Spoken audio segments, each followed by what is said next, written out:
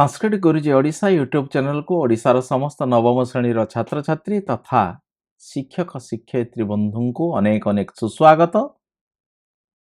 आमर holiday homework Sanskrit विषय में आज आलोचना करिबा। खरा छुट्टी रे जो सबू पाठ गुड़िक सरकार तरफ दिया जाइथिला बर्तमान आम अध्ययन कर सारूँ जो कोर्स रही तार उत्तर कौन हम से उत्तर को बर्तमान हूँ जानिबार समय आसी। पूर्वर मु अनुरोध करी जो मैंने बर्तमान सुधा आम सांस्कृतिक गुरुजी ओडिशा यूट्यूब चैनल को सब्सक्राइब करना प्रथमे सब्सक्राइब करनी एवं ता निकट में बेल आइकन को क्लिक करूँ एवं ऑल रे सिलेक्ट करूँ जहाद्वारा नुआ नुआ पाठ गुड़िक जो आम प्रस्तुत करूँ से तार नोटिफिकेशन जीव एवं ताहाको सहजरे देखिपारे। प्ले लिस्ट को जाई आमर नवम श्रेणीर समस्त पाठ प्रायतः रही किछि नुआ पाठ आम प्रस्तुत करुचु ताकू जो छड़ा देखिपारे। तेणु प्ले लिस्ट को जीवा दरकार। सबुठारु कारक विभक्ति जो पाठ रही वाक्य गठन जो पाठ रही अनुच्छेद गुड़िक रही गद्यर रही जो पाठ गुड़िक ताकू प्रथमे देखि नियंतु एवं परवर्ती पाठ गुड़िक आम प्रस्तुत करुचु खूब शीघ्र आपण निकट पहुँचब।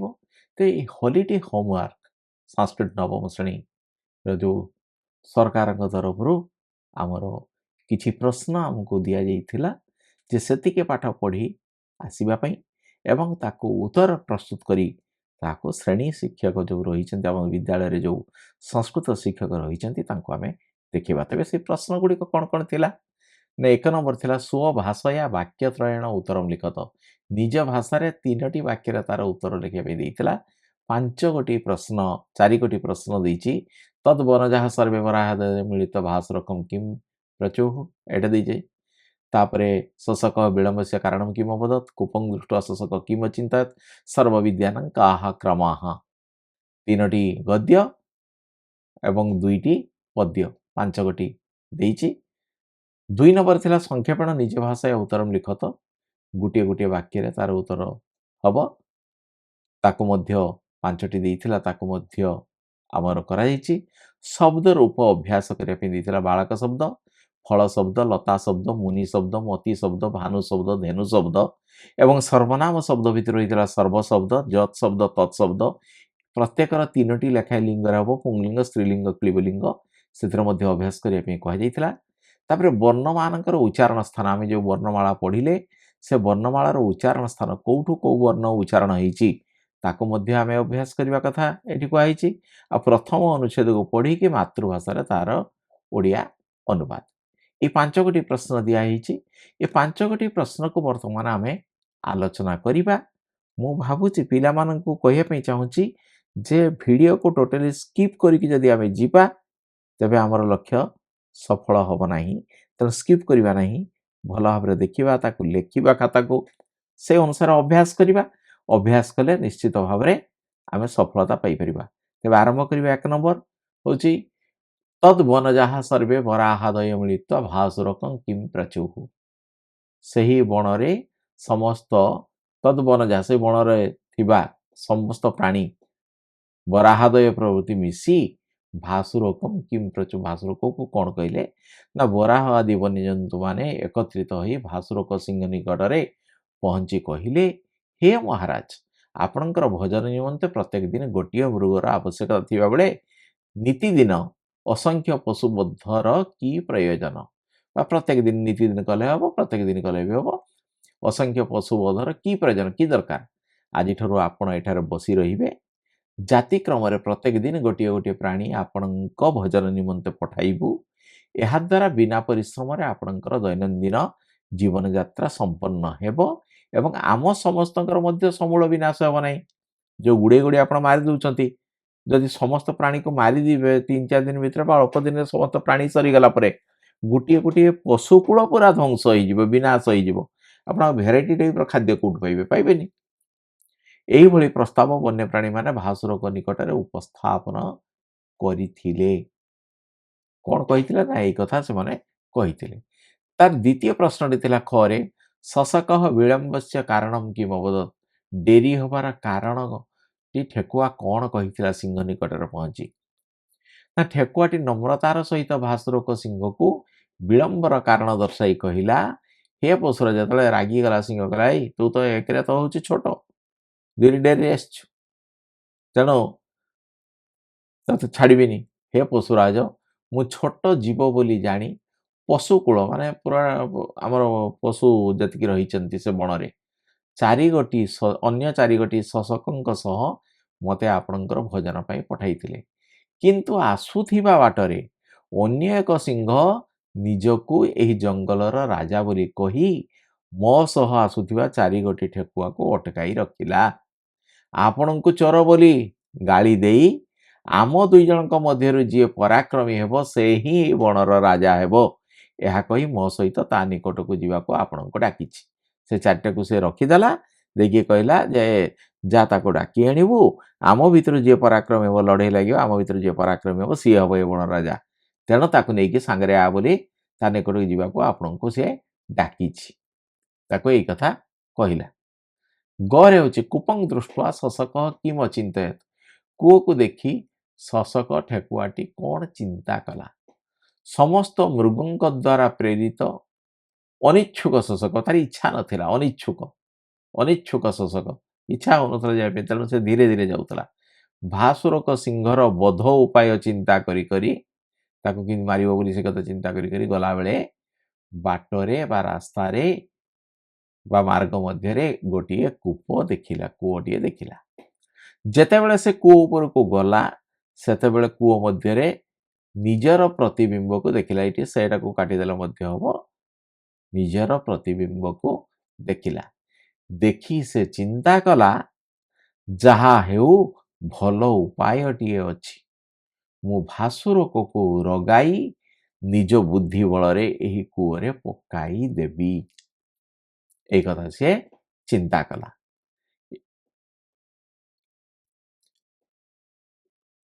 ସର୍ବ ବିଦ୍ୟାନାଂ କଃ କ୍ରମଃ, ଏ ହେଉଛି ପଦ୍ୟ।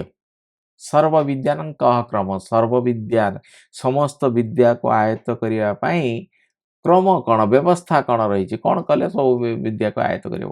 ନା ବିନ୍ଦୁ ବିନ୍ଦୁ ହୋଇ ଜଳ ପଡ଼ିବା କ୍ରମରେ, ଯେମିତି ବିନ୍ଦୁ ବିନ୍ଦୁ ଜଳ ପଡ଼ିକି କ'ଣ ହେଉଛି, ଟୋପେ ଟୋପେ ପଡ଼ି ପଡ଼ି ପଡ଼ି ପଡ଼ି କିଛି ସମୟ ପରେ ଆମେ ଦେଖୁଛେ ମାଠିଆଟି ପୂର୍ଣ୍ଣ ହୋଇଥାଏ। ତେଣୁ ବିନ୍ଦୁ ବିନ୍ଦୁ ହୋଇ ଜଳ ପଡ଼ିବା କ୍ରମରେ ମାଠିଆଟି ପୂର୍ଣ୍ଣ ହୋଇଥାଏ। ସେହିପରି କ୍ରମକୁ ଅର୍ଥାତ୍ ଏଇ ଠୋପେ ଠୋପେ ପଡ଼ିବା, ଧୀରେ ଧୀରେ କରି, ଟିକେ ଟିକେ କରି ଅବଲମ୍ବନ କରି ବିଦ୍ୟାଧ୍ୟୟନ କଲେ ସମସ୍ତ ବିଦ୍ୟାରେ ପୂର୍ଣ୍ଣତା ଆସିଥାଏ। ମୂର୍ଖାଣାମ ଉପଦେଶ କିମ୍ କରତି, ମୂର୍ଖମାନଙ୍କର ଉପଦେଶଟା କ'ଣ କରେ? ମାନେ ମୂର୍ଖଙ୍କୁ ଉପଦେଶଟା କ'ଣ କରିଥାଏ?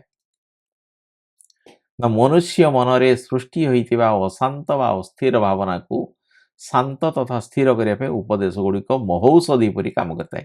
ମନୁଷ୍ୟ ଯେତେବେଳେ ବ୍ୟସ୍ତ ରହିଥିବ, ମନ ତାର ଅଶାନ୍ତ ରହିଥିବ, ଅସ୍ଥିର ଥିବ, କିଂ କର୍ତ୍ତବ୍ୟ, କ'ଣ କରିବା ଉଚିତ କ'ଣ କରିବା ଉଚିତ ନୁହେଁ, ସେ ଯେତେବେଳେ ସେ ଜାଣିପାରୁନଥାଏ, ସେତେବେଳେ ତାକୁ ହିତାକାଂକ୍ଷୀ ମାନେ କ'ଣ କରିଥାନ୍ତି, ଉପଦେଶ ଦେଇଥାନ୍ତି। ସେଇ ଉପଦେଶକୁ ଗ୍ରହଣ କରି ସେ ତାର ଅସ୍ଥିର ମନକୁ ଶାନ୍ତ କରିଥାଏ। ତେଣୁ ସେତେବେଳେ ସେ କହୁଛି ଉପଦେଶ ଗୁଡ଼ିକ ମହୌଷଧି ପରି କାମ କରିଥାଏ। କିନ୍ତୁ ଭଲ ଲୋକକୁ ସିନା ସେ ଉପଦେଶ ଦେଲେ ସେ ଗ୍ରହଣ କରିବ, ଯେ ମୂର୍ଖ ହେଇଥିବ, ମୂର୍ଖମାନଙ୍କ କ୍ଷେତ୍ରରେ ଏହା ବିପରୀତ ଭାବନା ସୃଷ୍ଟି କରିଥାଏ। ସେମାନେ ଶାନ୍ତ ତଥା ସ୍ଥିର ହେବା ପରିବର୍ତ୍ତେ ଅଶାନ୍ତ, ଅସ୍ଥିର ଓ କ୍ରୋଧିତ ହୋଇଥାନ୍ତି, ଅର୍ଥାତ୍ ତାଙ୍କର କ୍ରୋଧ ବୃଦ୍ଧି ପାଇଥାଏ, ସେମାନେ ଅଧିକ ରାଗିଯାଆନ୍ତି। ତେଣୁ 1 ନମ୍ବରରେ 5 ଥିଲା, ଗଦ୍ୟରୁ 3ଟି, ପଦ୍ୟରୁ 2ଟି। ବର୍ତ୍ତମାନ 2 ନମ୍ବର ହେଉଛି ସଂକ୍ଷେପେଣ ନିଜ ଭାଷାୟ ଉତ୍ତରମ୍ ଲିଖତ। ସଂକ୍ଷେପରେ ନିଜ ଭାଷାରେ ଲେଖ। ସେ କହୁଛି ଭାସୁରକ ନିତ୍ୟମ୍ କାନ୍ ବ୍ୟାପାଦୟତି, ଭାସୁରକ ପ୍ରତ୍ୟେକ ଦିନ କେଉଁମାନଙ୍କୁ ମାରେ? ନା ପଶୁରାଜ ଭାସୁରକ ନାମକ ସିଂହ ପ୍ରତିଦିନ ମୃଗ ଶଶକ ଆଦି ବନ୍ୟପ୍ରାଣୀମାନଙ୍କୁ ମାରୁଥିଲା। ଯଦି ଆମକୁ ଏକ ପଦରେ ଦେବା ପାଇଁ ପଡ଼ିବ, ମୃଗ ଶଶକ ଆଦି ବୋଲି ଲେଖିଦେଲେ ବି ହେବ। ଶଶକ କୂପ ମଧ୍ୟ କିମ୍ ଅପଶ୍ୟତ୍, ଠେକୁଆଟି କୂଅ ମଧ୍ୟରେ କ'ଣ ଦେଖିଲା? ନା ଯଦି ଗୋଟିଏ ୱାର୍ଡ ହେବ ତାହେଲେ ସ୍ୱ ପ୍ରତିବିମ୍ବ ନିଜ ପ୍ରତିବିମ୍ବ ହବ। କିନ୍ତୁ ଯଦି ଗୋଟିଏ ବାକ୍ୟ ହେଇଛି ନା ଶଶକଟି ଭାସୁରକର ବଧ ଉପାୟ ଚିନ୍ତା କରି କରି ଯାଉଥିବା ମାର୍ଗସ୍ଥ ମାନେ ରାସ୍ତାରେ ଥିବା ଏକ କୂଅରେ ନିଜ ପ୍ରତିବିମ୍ବ ଦେଖିଲା। ନିଜର ପ୍ରତିବିମ୍ବକୁ ସିଏ ଦେଖିଲା। ଗ ସିଂହସ୍ୟ ନାମ କିମ୍ ଆସୀତ୍। ସିଂହର ନାମ କଣ ଥିଲା? ସିଂହର ନାମ ଭାସୁରକ ଥିଲା। ଖାଲି ଭାସୁରକ ହବ ଯଦି ଏକ ପଦରେ ହବ। ନାରିକେଳ ସମାକାରାହା କେ ଦୃଶ୍ୟନ୍ତେ ଗୋଟେ ପଦ୍ୟରୁ ଆସିଛି। ନାରିକେଳ ମାନେ ନଡ଼ିଆ। ନଡ଼ିଆ ପରି ସମାକାରାହା କେ ଦୃଶ୍ୟନ୍ତେ କେଉଁମାନେ ଦେଖାଯାଆନ୍ତି। ନା ନଡ଼ିଆର ଭିତରଟା ହେଉଛି କୋମଳ ଏବଂ ମିଠା, ବାହାର ହେଉଛି କଠିନ। ତେଣୁ ନଡ଼ିଆର ଭିତର କୋମଳ ବାହାର କଠିନ ପରି ସଜ୍ଜନମାନେ ସ୍ୱଭାବରେ ପରିଦୃଷ୍ଟ ହୁଅନ୍ତି। ଅର୍ଥାତ୍ ନଡ଼ିଆର ଭିତରଟା ଯେମିତି କୋମଳ ବାହାରଟା କଠିନ, ସେହିପରି ସଜ୍ଜନମାନେ ଭିତରଟା ହେଉଛି ତାଙ୍କର କୋମଳ, ବାହାରଟା ହେଉଛି ନଡ଼ିଆ ପରି ରାବଡ଼ା ଖାବଡ଼ା, ଅତି ସାଧାରଣ ଥାଏ ତାମାନେ। ଭୁଜଙ୍ଗାନାଂ ପୟଃ ପାନଂ କେବଳଂ କିମ୍ ଭବତି। ଯଦି ସର୍ପମାନଙ୍କୁ ପୟ ପାନଟା ବା କ୍ଷୀର ପାନଟା କ'ଣ ପାଇଁ କେବଳ କିମ୍ ଭବତି କ'ଣ ପାଇଁ ହେଇଥାଏ? ନା ସର୍ପମାନଙ୍କୁ ଦୁଗ୍ଧପାନ କରାଇଲେ ସେମାନଙ୍କର ବିଷ ବୃଦ୍ଧି ହେଇଥାଏ। କେବଳ ବିଷ ବୃଦ୍ଧିରେ ତାହା ସହାୟକ ହୁଏ, ଆଉ କିଛି ନାହିଁ। ବର୍ତ୍ତମାନ 3 ନମ୍ବର ଆସିଗଲା। ଶବ୍ଦ ରୂପାଣାମ ଅଭ୍ୟାସଂ କୁରୁତ। ଶବ୍ଦ ରୂପର ଅଭ୍ୟାସ ନିଶ୍ଚିତ କରିବା ଦରକାର, ନଚେତ ଆମେ ବାକ୍ୟ ଗଠନ ବି ଠିକ୍ ଭାବରେ କରିପାରିବା ନାହିଁ, ଅନୁବାଦ ମଧ୍ୟ ଠିକ୍ ଭାବରେ କରିପାରିବା ନାହିଁ। ତେଣୁ ତାକୁ ଠିକ୍ ଭାବରେ ଆମେ କରିଛୁ। ପ୍ରଥମେ ହେଉଛି ବାଳକ ଶବ୍ଦ, ଇଏ ହେଉଛି ଅକାରାନ୍ତ ଏବଂ ପୁଂଲିଙ୍ଗ, ପୁରୁଷ ଅର୍ଥକୁ ବୁଝାଉଛି। ବିଭକ୍ତି ରହିଛି ଆମର 7ଗୋଟି ରହିଛି। ପ୍ରଥମା ବିଭକ୍ତି ତଳକୁ ତଳ ଦେଖାଉଛି। ପ୍ରଥମା ବିଭକ୍ତି, ଦ୍ୱିତୀୟ ବିଭକ୍ତି, ତୃତୀୟ ବିଭକ୍ତି, ଚତୁର୍ଥ ବିଭକ୍ତି, ପଞ୍ଚମୀ ବିଭକ୍ତି। ପଞ୍ଚମୀ ଏଠି ଦୀର୍ଘଇ ହେବ। ଷଷ୍ଠୀ ବିଭକ୍ତି, ସପ୍ତମୀ ବିଭକ୍ତି, ଆଉ ଗୋଟେ ହେଉଛି ସମ୍ବୋଧନ ପଦ।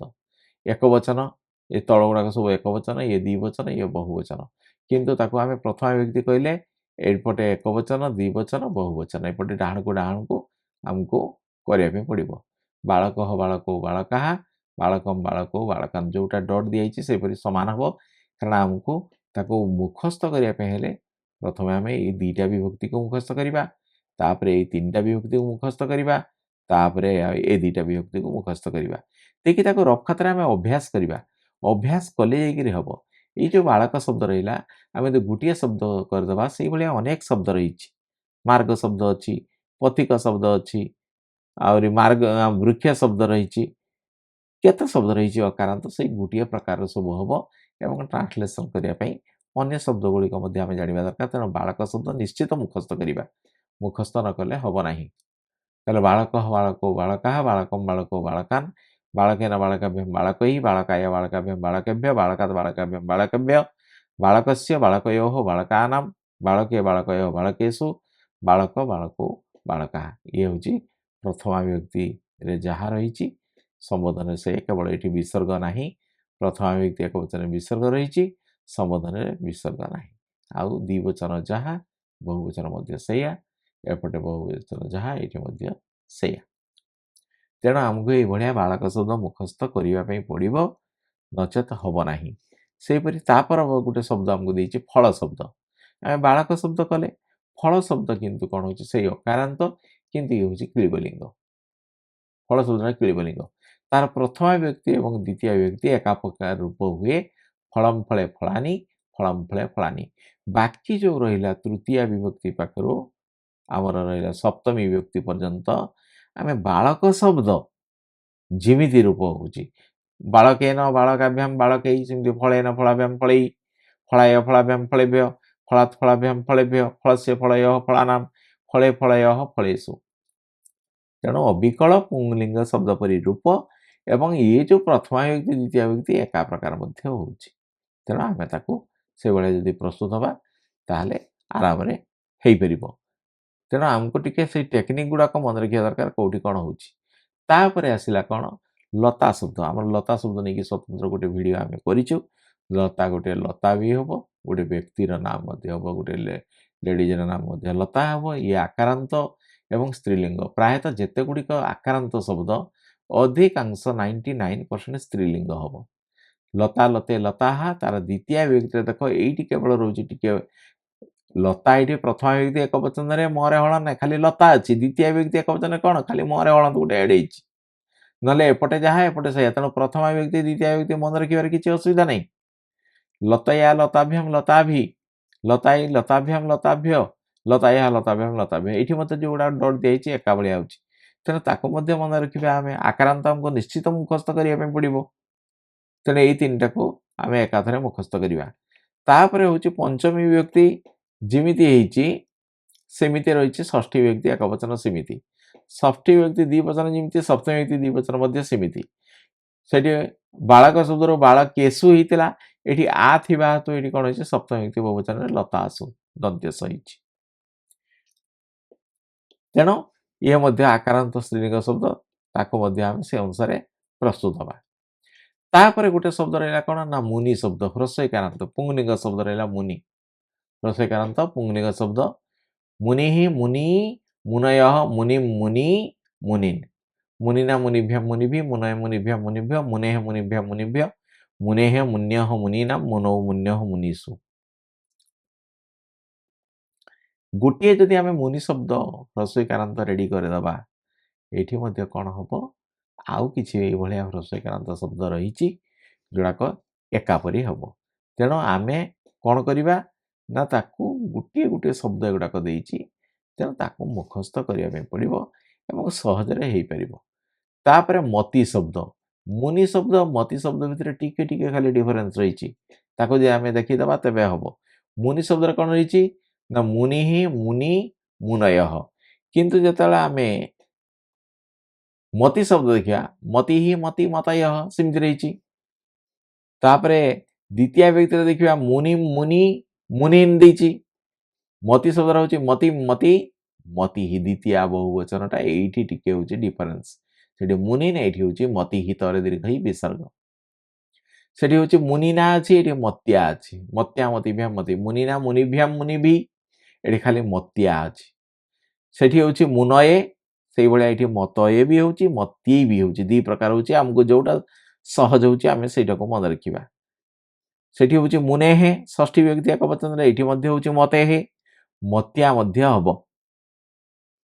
ମତ୍ୟା ମତିଭ୍ୟାମ୍ ମତିଭ୍ୟ। ତାପରେ ଷଷ୍ଠୀ ବିଭକ୍ତିରେ ମଧ୍ୟ ସେଇଆ, ପଞ୍ଚମୀ ବିଭକ୍ତି ଯାହା ଷଷ୍ଠୀ ବିଭକ୍ତି ମଧ୍ୟ ସେଇଆ ମତୀନାମ୍। ଆଉ ଏଠି ହେଉଛି ମୁନି ଶବ୍ଦ ରହୁଛି ଆମର ସପ୍ତମୀ ବିଭକ୍ତି ଏକବଚନ ହେଉଛି ମୁନୌ, ଏଠି ମଧ୍ୟ ସେଇଭଳିଆ ରହିଛି ମତୌ ବି ରହିଛି, ମତ୍ୟାମ୍ ବି ହେବ। ମତ୍ୟାମ୍ ମତ୍ୟଃ ମତୀଷୁ। ତେଣୁ ମୁନି ମତି ଟିକେ ଟିକେ ଖାଲି ଡିଫରେନ୍ସ। ଯଦି ଆମେ ମୁନି ଶବ୍ଦଟାକୁ ଠିକ୍ ଭାବରେ କରିଦେଉଛେ ତେବେ ମତି ଶବ୍ଦ ମଧ୍ୟ ହେଇଯିବ। ତାପରେ ଆସିଲା ଭାନୁ ଶବ୍ଦ, ହ୍ରସ୍ୱକାରାନ୍ତ ପୁଲ୍ଲିଙ୍ଗ ଶବ୍ଦ। ଭାନୁ ଶବ୍ଦ, ଶିଶୁ ଶବ୍ଦ, ଗୁରୁ ଶବ୍ଦ, ଏଗୁଡ଼ାକ ହେଉଛି ଭାନୁ ଭାନୁ ଭାନବଃ ଭାନୁମ୍ ଭାନୁ ଭାନୁନ୍ ଭାନୁନା ଭାନୁଭ୍ୟମ୍ ଭାନୁଭି ଭାନବେ ଭାନୁଭ୍ୟମ୍ ଭାନୁଭ୍ୟ ଭାନଃ ଭାନୁଭ୍ୟମ୍ ଭାନୁଭ୍ୟ ଭାନଃ ଭାନୋଃ ଭାନୂନାମ୍ ଭାନୌ ଭାନୋଃ ଭାନୁଷ୍। ପରସ୍ପର ଶବ୍ଦ ଗୁଡ଼ିକ ଟିକେ ଟିକେ ଟିକେ ଟିକେ ସାମଞ୍ଜସ୍ୟ ମଧ୍ୟ ରହିଛି, ତାକୁ ଟିକେ ଆମେ ଭଲକି ଯଦି ଦେଖିବା। ସେପରି ଶିଶୁ ଶବ୍ଦ, ସେହିପରି ଗୁରୁ ଶବ୍ଦ ଆମକୁ ବହୁତ ଦରକାର ଅଛି ସେଗୁଡ଼ାକ। ଭାନୁ ଶବ୍ଦ ପରେ ଅଛି ଆମର ଧେନୁ ଶବ୍ଦ। ସେଠି ଭାନୁ ଶବ୍ଦଟା ପୁଂଲିଙ୍ଗ ଥିଲା ବେଳକୁ ଧେନୁ ଶବ୍ଦଟା ହେଉଛି ସ୍ତ୍ରୀଲିଙ୍ଗ, ଗାଈ ଅର୍ଥରେ ସ୍ତ୍ରୀଲିଙ୍ଗ ଧେନୁ ଶବ୍ଦ। ଏଠି ମଧ୍ୟ କ'ଣ ହେଉଛି ଭାନୁ ଭାନୁ ଭାନବଃ ଧେନୁ ଧେନୁ, ଏଠି ଭାନୁଃ ଭାନୁ ଭାନବଃ, ଏଠି ଧେନୁଃ ଧେନୁ ଧେନବଃ। ଟିକେ ପାଖାପାଖି ସମାନ ରହୁଛି, ଆମକୁ ସେଗୁଡ଼ାକ ଦେଖିବା ପାଇଁ ପଡ଼ିବ। ଭାନୁମ୍ ଭାନୁ ଭାନୁନ୍, ଏଇଠି କିନ୍ତୁ ଏଇଠି ମଧ୍ୟ ରହିଛି ଯେମିତି ମୁନି ଶବ୍ଦ ଆଉ ଆମର ମତି ଶବ୍ଦ ଯେମିତି ରହିଛି ଆମର ସେଇଭଳିଆ ଏଠି ଟିକେ ମଧ୍ୟ ପାର୍ଥକ୍ୟ ରହିଛି, ତାକୁ ଟିକେ ଆମକୁ ଦେଖିବା ପାଇଁ ପଡ଼ିବ। ମତି ଶବ୍ଦ ଯେମିତି ରହିଛି ସେମିତି ଦେଖିବା ପାଇଁ ପଡ଼ିବ। ଏଠି ହେଉଛି ଧେନୁ। ତୃତୀୟ ବିଭକ୍ତି ହେଉଛି ଧେନୁନା ଧେନୁଭ୍ୟମ୍ ଧେନୁଭି ଧେନବେ ଧେନ୍ୱୈ ଧେନୁଭ୍ୟମ୍ ଧେନୁଭ୍ୟ ଧେନଃ ଧେନ୍ୱାଃ ଧେନୁଭ୍ୟମ୍ ଧେନୁଭ୍ୟ। ଏଭଳିଆ ଆମକୁ ପ୍ରଥମା ବିଭକ୍ତି ଦ୍ୱିତୀୟ ବିଭକ୍ତି, ତାପରେ ତୃତୀୟା ଚତୁର୍ଥୀ ପଞ୍ଚମୀ, ତାପରେ ଷଷ୍ଠୀ ସପ୍ତମୀ, ଏଭଳିଆ ଆମକୁ ମୁଖସ୍ଥ କରିବା ପାଇଁ ପଡ଼ିବ। ତାପରେ ରହୁଛି ଗୋଟିଏ ହେଉଛି ସର୍ବ ଶବ୍ଦ। ଇଏ ହେଉଛି ବହୁତ ଇମ୍ପୋର୍ଟାଣ୍ଟ ସର୍ବ ଶବ୍ଦ। ଆମକୁ ଏଗୁଡ଼ାକ କରିବା ପାଇଁ ପଡ଼ିବ। ଯଦି ଆମେ ଏଗୁଡ଼ାକ ନ କରୁଛେ ତାହେଲେ ଅସୁବିଧା। ଇଏ ସର୍ବ ଶବ୍ଦ ତାର ଅକାରାନ୍ତ ପୁଂଲିଙ୍ଗ ରହିଛି, ସ୍ତ୍ରୀଲିଙ୍ଗ ରହିଛି ଏବଂ କ୍ଲିବଲିଙ୍ଗ ରହିଛି। ତିନିଟି ଲିଙ୍ଗ କଥା ସେ କହୁଛି। ସର୍ବଃ, ସର୍ବୌ, ସର୍ବେ କିଛି ବାଳକ ଶବ୍ଦ ପରି ଏହାର ସାମଞ୍ଜସ୍ୟ ମଧ୍ୟ ରହିଛି। ଆମକୁ ସେଗୁଡ଼ାକ ଦେଖିବା ପାଇଁ ପଡ଼ିବ। କେଉଁଠି ଟିକେ ଟିକେ ଖାଲି ରହିଛି। ସର୍ବ ଶବ୍ଦର ସମ୍ବୋଧନ ରହିଛି ସର୍ବ, ସର୍ବୌ, ସର୍ବେ।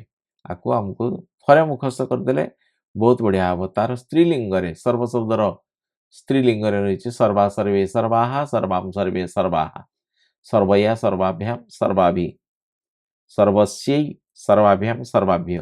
ଆକୁ ଦେଖିନେବା ଭଲକି ଦେଖି ତାକୁ ପଞ୍ଚମୀ ବିଭକ୍ତି ଏବଂ ଷଷ୍ଠୀ ବିଭକ୍ତି ଇଏ କ'ଣ ହେଉଛି ପ୍ରାୟତଃ ସମାନ ରହୁଛି।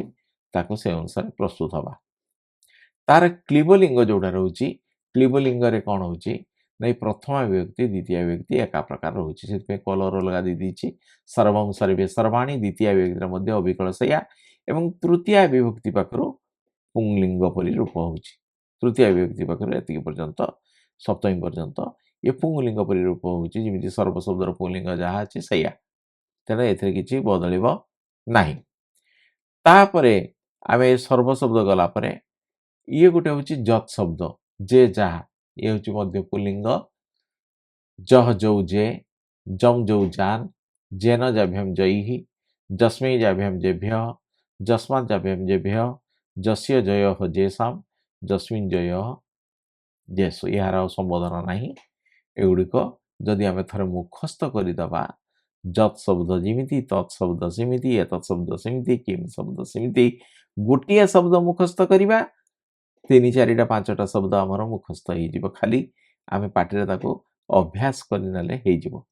ତେଣୁ ଇଏ ହେଉଛି ପୁଂଲିଙ୍ଗ। ତାର ସ୍ତ୍ରୀଲିଙ୍ଗ ସେମିତି ବିଶେଷ କିଛି ନାହିଁ। ଯା ଯେ ଯାହା, ସେଠି ଜ ଯୌ ଯେ ଥିଲା, ଏଠି ଯା ଯେ ଯାହା, ଜାମ୍ ଯେ ଯାହା। ଜୟା ଜାଭ୍ୟଂ ଜାଭି, ଯସ୍ୟୈ ଜାଭ୍ୟଂ ଜାଭ୍ୟ, ଯସ୍ୟାଃ ଜାଭ୍ୟଂ ଜାଭ୍ୟ, ଯସ୍ୟା ଜୟଃ ଯାସାମ୍, ଯସ୍ୟାମ୍ ଜୟଃ ଯାସୁ। ଆଉ ତାର କ୍ଲିବଲିଙ୍ଗକୁ ଯେତେବେଳେ ଆମେ ଯିବା, ତାର ପ୍ରଥମା ବିଭକ୍ତି ଏବଂ ଦ୍ୱିତୀୟ ବିଭକ୍ତି ଏଇଠି କ'ଣ ରହୁଛି, ଏଠି ଯତ୍ ଯେ ଜାନି, ଯତ୍ ଯେ ଜାନି ଆଉ ପୁଂଲିଙ୍ଗ ପରି ସବୁ ବାକ୍ୟ ଗୁଡ଼ାକ ରୂପ ହେଉଛି। ସେହିପରି ଆମେ ଯଦି ପଳେଇବା ଯତ୍ ଶବ୍ଦ ପରେ ତତ୍ ଶବ୍ଦକୁ ଯଦି ଯିବା, ତତ୍ ଶବ୍ଦ ହେଉଛି ସେ ତାହା। ସ ତୌ ତେ, ସେଠି ଯେମିତି ଜହ ଯୌ ଯେ କରିଥିଲେ ସେମିତି ସ ତୌ ତେ।